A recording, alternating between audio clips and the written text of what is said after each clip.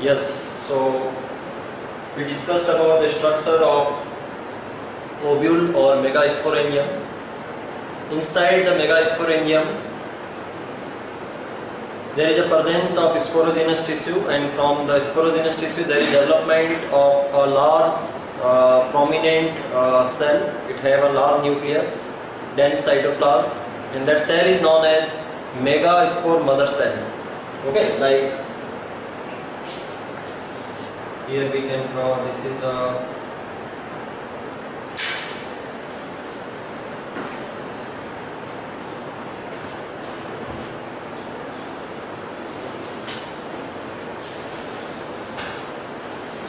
here this is, we have megaspore mother cell, right, inside the ovule.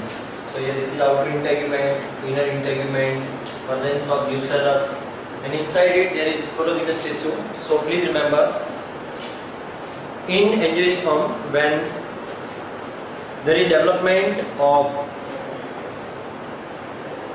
ovule, during development of ovule, inside it, along with the development of nucellus tissue, there is development of a cell that is called megaspore mother cell. This cell have a prominent nucleus.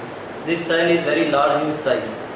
Okay, so development of megaspore from megaspore mother cell by meiotic or reductional division can be defined as the megasporogenesis. So megasporogenesis is basically MMC, this is diploid cell, megaspore mother cell. This undergo the meiosis or reductional division. Then there is development of a cell that we can consider as megaspore. So formation of haploid megaspore from diploid megaspore mother cell by reductional division or meiosis is considered as the megasporogenesis. This megaspore further develop into embryo sac. In that embryo sac have 7 cells and 8 nucleus. These all cells are haploid, and this embryo sac represent the female gametophyte. So please remember, inside the ovule there is a cell called megaspore mother cell which undergo the meiotic division. There is formation of megaspores. There are formation of, please remember, here writing 1 megaspore, but total 4 megaspore are formed. 4 megaspores. Out of these 4 megaspores, 3 megaspore degenerate, okay, and only 1 megaspore is functional, right? So only 1 megaspore remain functional. So please remember, this functional megaspore further develop, further divide mitotically, and it develop into embryo sac or female gametophyte. This female gametophyte have different cells, and out of this most important cell is egg cell, okay, which is haploid, and this egg cell undergo fertilization to develop the zygote. So this is the overall idea that how there is development of egg cell and where the development of egg cell takes place. Right. So we can compare this pollen sac with the embryo sac with the or female gametophyte with the pollen grain. Male gametophyte is pollen grain, female gametophyte is represented by the embryo sac. Embryo sac develop from megaspore.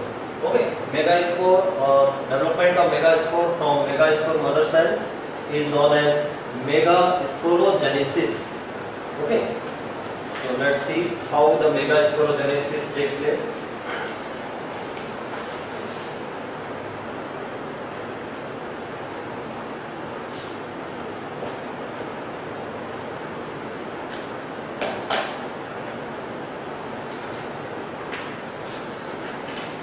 So first of all, we can enlarge this cell and show here.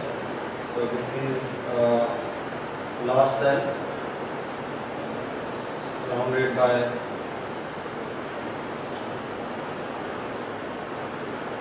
cells. So you can try to recall what are these cells present in surrounding of this cell is megaspore mother cell. This is diploid cell present inside the megasporangium. This structure is present inside the megasporangium or the ovule. This structure is ovule. So inside the ovule, this cell is present. This cell, all of us know, this is present surrounding of the megaspore mother cell are nucellus. Okay, the nucellus cell, or there is a nucellus tissue that provide nourishment to carry out the megasporogenesis. So we must know that this cell will divide. Okay, there will be division, and this division is very important to remember. Transverse division. So this is the first transverse division. Okay, and this first transverse division is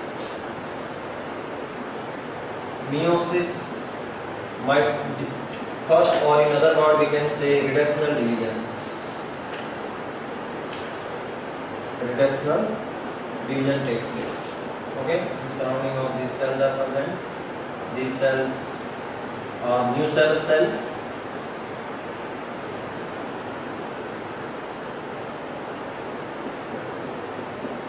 Nucellus cells are present. Right? This is called megaspore diad. There is formation of megaspore diad. Okay, these cells. This division is, we have to remember, this is result of first transverse division.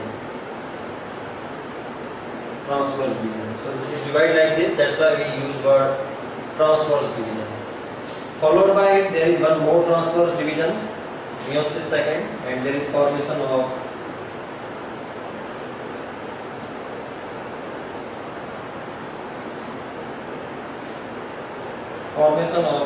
four cells that result in next transfer division, result in formation of four haploid cells. These all cells are haploid cell. Now this is called megaspore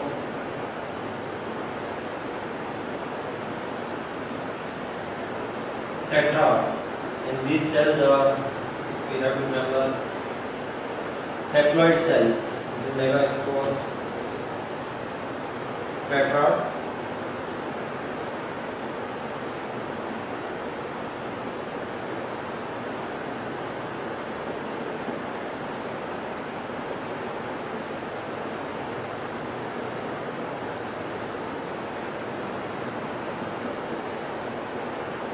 This is called megaspore tetrad. This megaspore tetrad, in this megaspore tetrad, we have to remember, cells are arranged in linear manner. So this is a linear megaspore tetrad. Linear arrangement of the cells. Okay, these cells are arranged in linear manner. Megaspore tetrad. Now this part, this end, we can consider as we know, salazar end. In this one, this part, as you know, this is salazar end. This end is called micropylar end.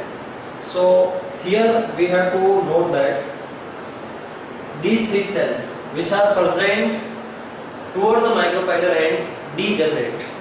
So as I mentioned, three cells degenerate and these cells disappear. These cells degenerate and disappear, and ultimately there is formation of